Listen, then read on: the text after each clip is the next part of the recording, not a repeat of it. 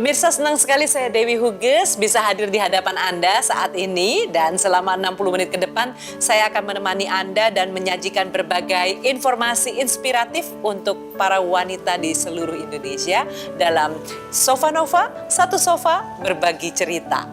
Apa saja yang akan saya sajikan buat Anda pasti ingin tahu. Kita lihat ini highlight-nya.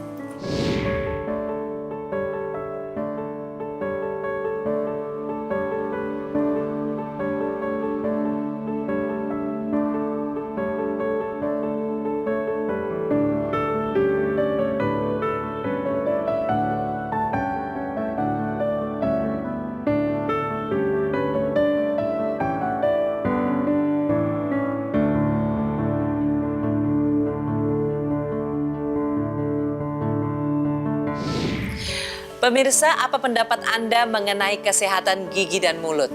Apakah Anda orang yang menggunakan behel untuk kesehatan atau untuk lifestyle? Atau memperputih gigi atau melakukan perawatan gigi dan mulut untuk lifestyle? Bukan hanya untuk kesehatan. Lalu apa kata dokter tentang hal ini? Kita lihat, inilah liputan dari tim Sofa Nova.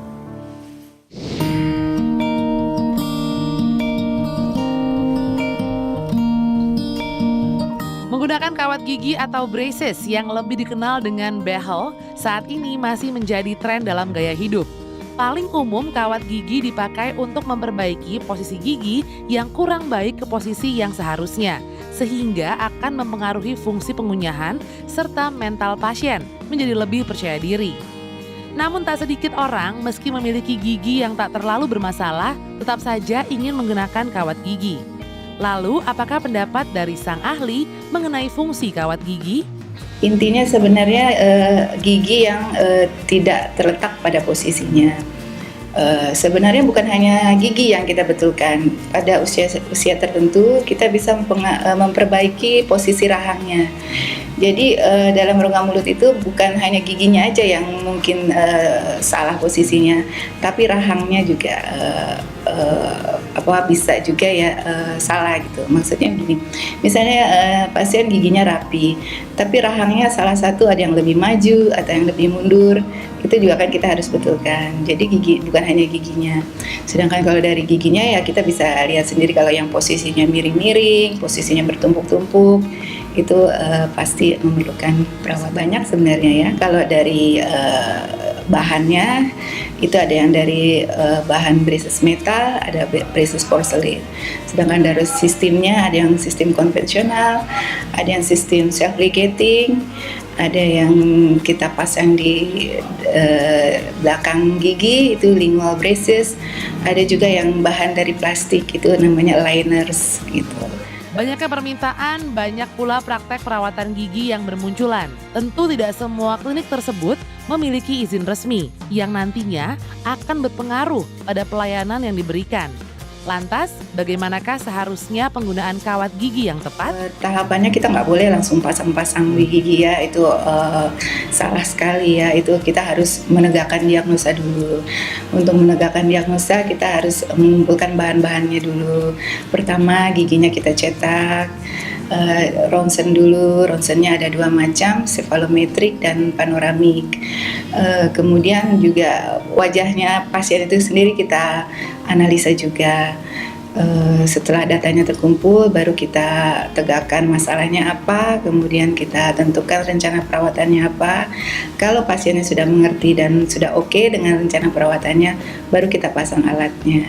Tak ada usia batasan untuk menggunakan kawat gigi karena perawatan dapat dilakukan sedari dini sesuai dengan masalah yang dialami. Namun bagaimanakah bila kawat gigi yang berbahan metal atau porselin tersebut tidak cepat dilepas setelah perawatan selesai? Intinya sebenarnya boleh dilakukan perawatan sedini mungkin tergantung kasusnya. Kalau kasusnya itu sudah berat sekali, sudah mencacat muka, pasiennya juga sudah tidak percaya diri, misalnya anak-anak yang giginya terlalu maju sama teman-temannya diledek-ledekin, itu bisa kita lakukan perawatan dini.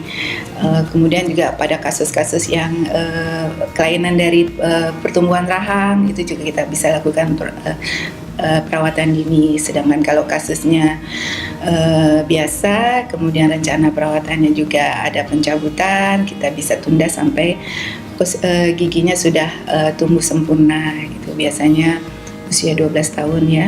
Sebenarnya kalau sudah perawatannya selesai, sudah tahap dari finishing, itu memang harusnya dilepas ya.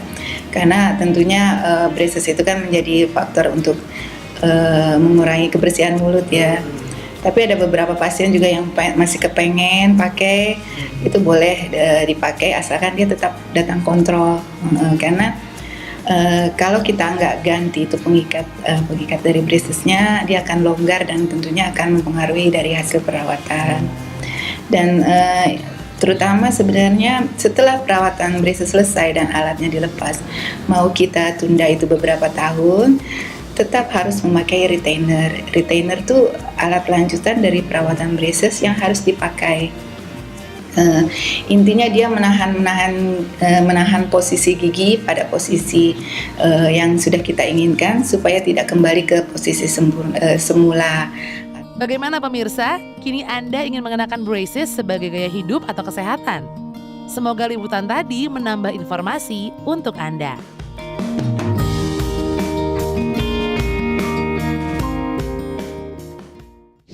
Begitu kata dokter.